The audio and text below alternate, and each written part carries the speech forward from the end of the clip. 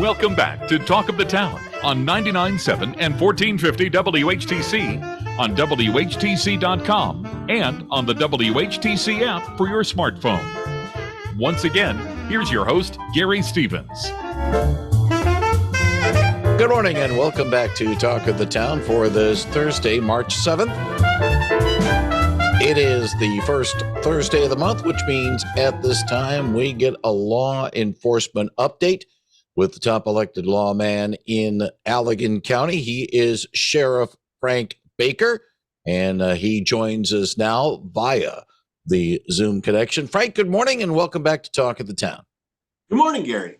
Glad you are with us. If you have a question for the sheriff, you'll be happy to answer it at 616-395-1450, 616-395-1450. A couple of things that one saw on the way to Bloomingdale for the Saugatuck basketball game at Bloomingdale last Friday was the presence of a couple of Allegan County Sheriff's Department prowl cars along M40.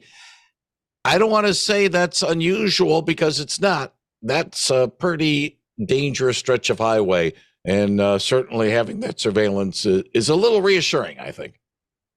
Yeah, M40 can be at times a little treacherous, let's say, and we're always usually on patrol in that area at some point within the day. What makes it so dangerous? Is it because basically it's a flat, straight strip outside of, now there's a traffic light in Hamilton itself. And for the most part, it's open land, so people can feel as if they're not going as fast as they actually are? I think that might be part of it, Gary. One of the things that's usually always a concern for us, of course, in the wintertime is that area north of Hamilton. The wind just blows right across M40, drifts there, and ices up there.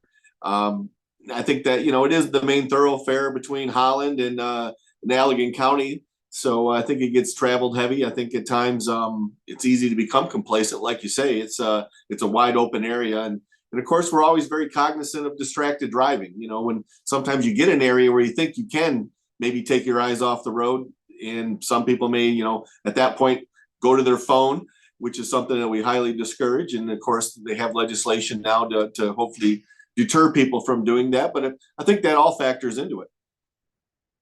Again, if you have a question for the sheriff, Frank Baker, 616-395-1450, 616-395-1450.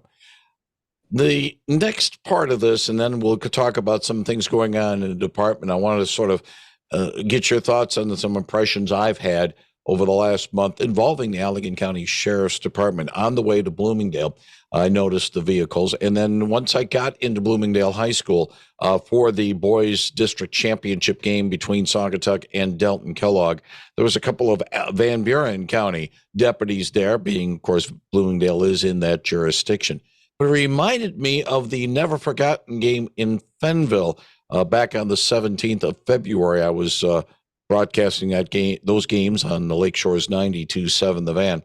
And I put some posts up updating those on the Van's social media sites about the game and the scores that were going on. And I took one shot of the post game at the end of the second game between Saugatuck and Fenville, and the two teams walking across to wish well at the end of the game. And one of the sheriff's deputies was in that shot, and one of the respondents on social media, and I'm going to do this quoting, that's why I pulled it up here. "What's with the deputies on the basketball floor?"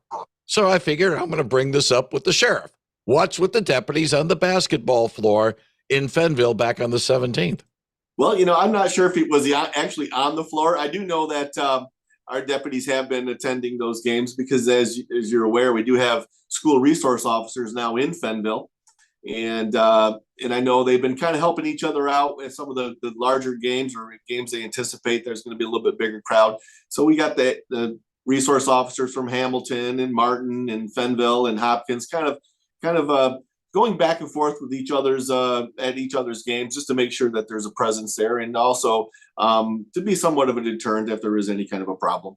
I was going to bring up this point and respond to that remark in the fact that I can think of Exhibit A about the necessity of having a police presence at basketball games, especially those that will be having a good attendance. The situation that happened back in December over at Comstock High School, where there was a shooting outside of the school, but we have seen instances where passions get a little bit out of control at basketball games. And yeah, those sheriffs in full array, ready for action. You hate to have that, but I'm sorry, you have to have that nowadays.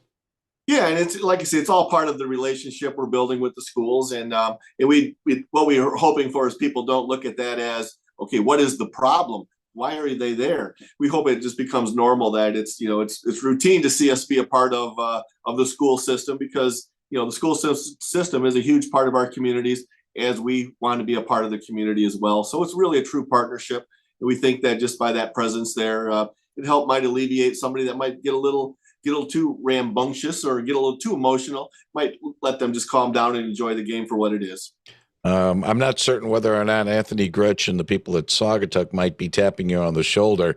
If last night's game was any indication, no problems, but we had almost a capacity crowd at Saugatuck High for the girls basketball district semifinals. And the second game between Saugatuck and Potter's House Christian, it had that look of a Fenville Saugatuck game in terms of chanting, and the student sections were loud and everything. Was a capacity crowd. Great advert for the girls' game.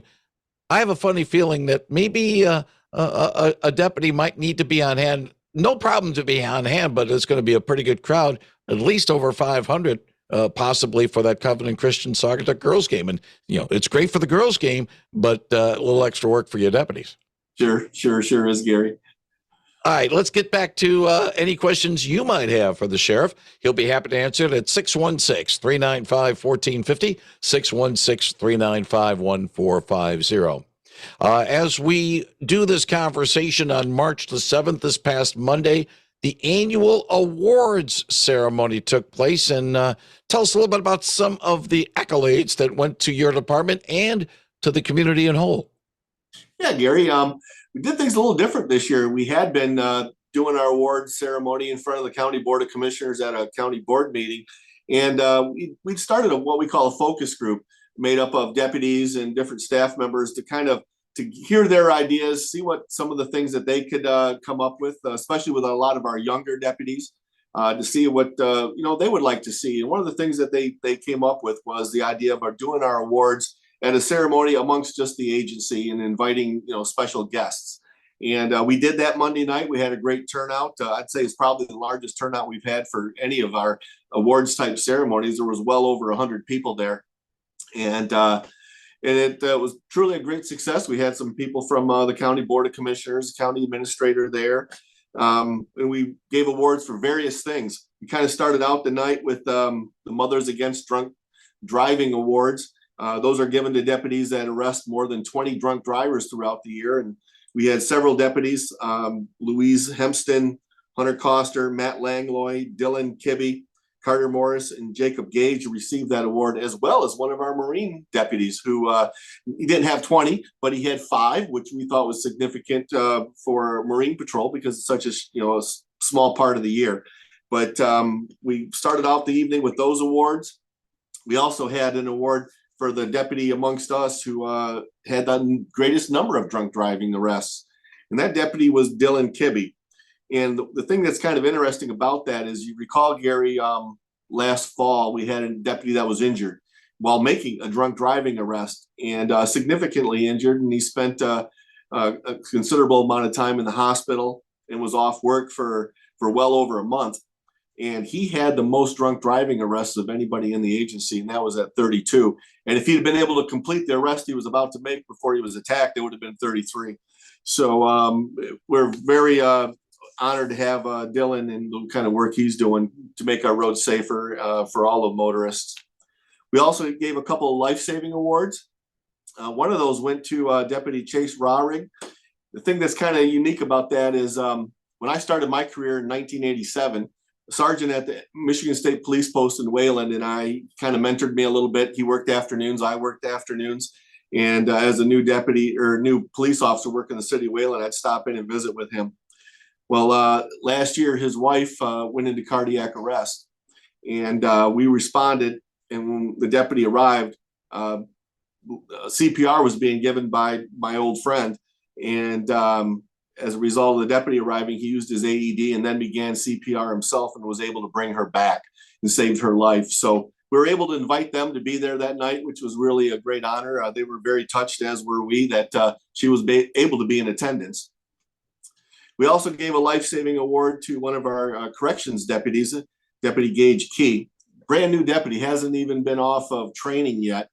And he responded to a situation where somebody had placed a laundry bag over their head and was attempting to asphyxiate themselves and commit suicide. And as a result of Deputy Key's efforts, he doing a round noticed him and was able to control the situation within the correction center with the other inmates, and was able to remove the bag and then take some measures to get the subject breathing again on his own and save that life. So a couple of great awards that were given for life saving. We also gave an award to 3 deputies for meritorious service. And those were Deputy Levi Woltheis, Deputy Stephen Damveld, and Deputy Carter Morris. They were in a pursuit, and the pursuit was as a result of a BOL for somebody that was driving into yards, driving recklessly. So we anticipated that the subject was probably either intoxicated or using drugs. They responded and got into a short pursuit with him on the east side of the county. He began again driving into yards, attempting to get away. At one point, he rolled his pickup truck. As the deputies were taking positions to conduct what we would consider a felony stop, they're calling out to him from a position of cover behind their patrol car.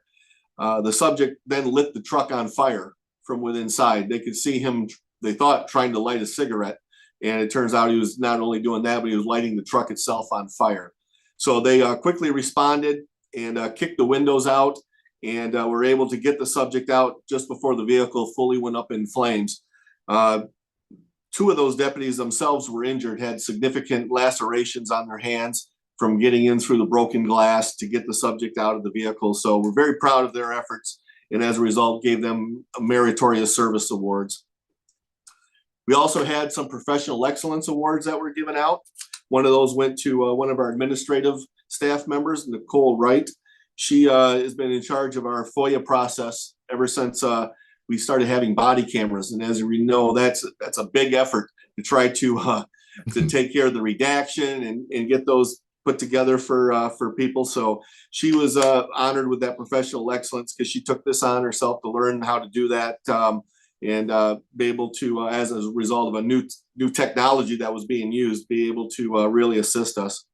We also gave an award to our administrative supervisor, Tammy Shoemaker, who supervises that part of the operation, for all of her efforts in bringing this all about, as well as James Stewart. He and Sergeant Blair Kakos received professional excellence awards for their work on the implementation of the body cam and working with Axon, our supplier, and with the software to be able to bring this project about. Because as you know, we talked about it for a couple of years. It was a big project, and they were very instrumental in doing that. So very proud of their efforts. Then we gave our awards for People of the Year, starting with the Detective of the Year, and that went to Dave Ashton. He's our detective that's in charge of our forensic lab. And I know a couple of years ago, we talked about our ability now to download data from cell phones, from laptops, from iPads, from various different sources that we get electronic data from. And he's been instrumental in solving several crimes. One of the ones that we mentioned and talked about that night was we had arrested somebody for possession of stolen property. They had a significant amount of construction equipment, tools, and things that were stolen. But as a result of his being able to utilize the download of data from the phone, we were able to link in several of his partners in this criminal enterprise, and it turned out to be an enterprise. They were a group of them that were stealing construction tools and then taking them to Chicago to sell them. So we wouldn't have uncovered that larger crime had it not been for his efforts and our ability now to be able to examine forensic digital evidence. We also gave awards to our sergeants of the year. Sergeant Brandon Behrens for all of his work. He's assigned as our sergeant in charge of training, and and the things he has done over the last year to manage that has been outstanding. We also gave one to Sergeant Joel Thompson, who works in the Corrections Center and has taken over the responsibilities for our transport division and some of the administrative duties that results in. So, and his work with a lot of the new deputies. So he was also awarded a Sergeant of the Year award. Then we got to our Deputies of the Year. We gave an award to Deputy Carson Crisp, who is a new corrections officer and has been just a joy for our corrections officers to work with. Very eager to learn, very eager to help out, and very self-initiated in that he will go out of his way to make sure that everything runs smoothly. So, and these are things that are nominated by the staff. So very, very proud of his efforts. Also, we gave a Deputy of the Year award to Deputy Hunter Coster, and I mentioned him earlier in one of the MAD awards. Deputy Coster is the son of one of my former colleagues here at the Sheriff's Office. And in fact, his grandfather also worked in law enforcement here in Allegan County. So he's a third generation law enforcement officer. And he's done an outstanding job with drunk driving arrests, with being a leader on his shift. Even though he's not a sergeant, he's someone that the shift regularly goes to for advice, for questions they may have. And he was very deserving of that award. And then the last award we gave out was for a Sheriff's Commendation. It's one that I give out, that I select, and it's not given every year. It's just something that when I notice somebody goes, what I will say is above and beyond their duties. Because obviously, you know, we want to recognize and award people for the work they do that's expected of them. But sometimes somebody excels beyond that and does things that they weren't asked to do. They just saw something that they thought was important and they go out and do it. And that was Deputy or Sergeant Blair Kakos. He had gone about this last year digitizing all the forms that we use. And then everybody jokes around about the paperwork in police work and how monotonous it is and how much it can take of your time.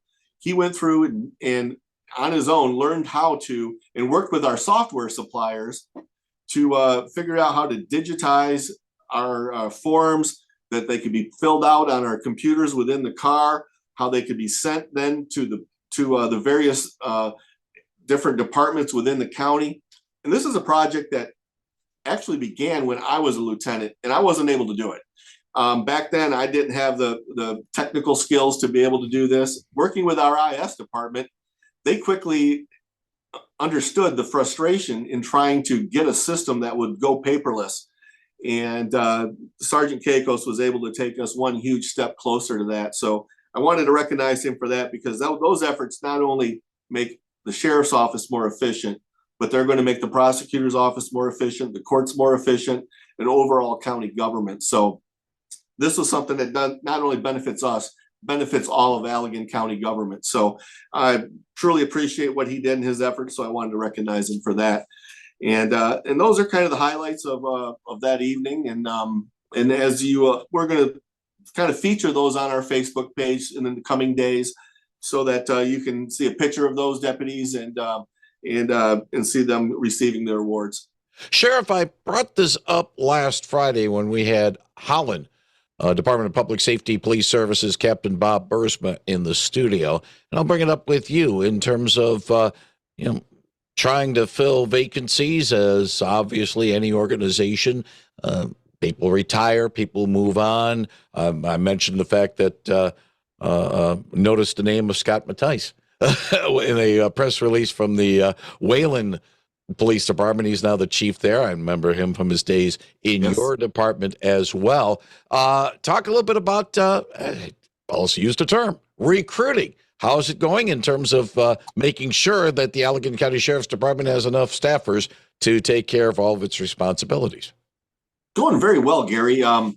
one of the things that we've been able to do, not that we're happy about hiring from other agencies and taking their staff, because we all know that there is a shortage of police officers right now, and the academies aren't able to really put out enough students for us to hire. So they're working in MCOs, through the state is working to try to increase that capacity. But we've done very well. We've actually been recruiting some people from out of state. We've hired one deputy from South Carolina. We hired one from Tennessee, and we're in the process of right now hiring one from Missouri, who will be coming up to join us. So as well as we've hired from a couple of other different sheriff's offices around the state. We're fortunate that we have a great community that when people kind of learn about our agency, learn about the opportunities they have here, and then learn about the community itself and what it has to offer, we feel that it allows us to attract very good candidates. And as a result, we've been able to keep our numbers up. Right now, we're in the process of just anticipating some retirements and filling some positions. So that's on the good side, as opposed to having these open and not being able to fill them. We're actually looking ahead and be able to plan ahead so that we'll have people in the chute ready to start when those retirements occur. So we've got a couple, like I say, that we're hiring that'll be going to the next police academy, and we'll be finishing up about the time this individual retires. So things are going well. I can't really complain. It was a struggle the first when this really all hit. It was kind of like the perfect storm of let's say, because the retirements we probably could have anticipated, because years ago when I started, a lot of law enforcement were hired on grants. The state and the federal government offered a lot of grants at that time, and so when you hire everybody around the same time, guess what? They all retire about the same time. And so we kind of had that happening at the same time that we had this kind of a public perception of maybe law enforcement isn't the career that people want to choose. And as a result of those couple of things coming together, there weren't a lot of candidates at the police academies. There weren't a lot of candidates applying for jobs. But so we actually had to go out and actually look at recruiting. We actually had to kind of change the way we do hire. We used to require you had your degree, you had already attended a police academy that you paid for, and that you were ready to go, and we'll look at you and consider you. Now, you basically stop in and you say you're interested, we'll interview you, and we'll make sure that we keep our ranks filled. But I think it's been going very well for us. And of course, the question is one of the selling points of the Allegan County Sheriff's Department is the facility itself. Good working conditions as opposed to Chestnut Avenue, which, let's just say, was a little small. Our old, I've kind of suppressed my memories of the old facility because, the largest room was a small conference room.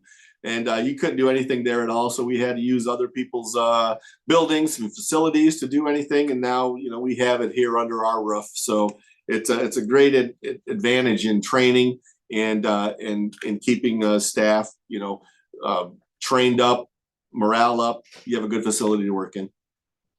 If you want more information about the Allegan County Sheriff's Department, go to the Allegan County website at allegancounty.org, allegancounty.org, and there you can be able to sift through and get to the Allegan County Sheriff's Department and Corrections Center. Sheriff Frank Baker, as always, thank you very much for joining us today on Talk of the Town and telling us a little bit about what's going on with the department. Wish you and everyone in the department well and safe work. And if all goes well, we'll do this again in the month of April. Thank you, sir. Thank you, Gary. Thanks for having me.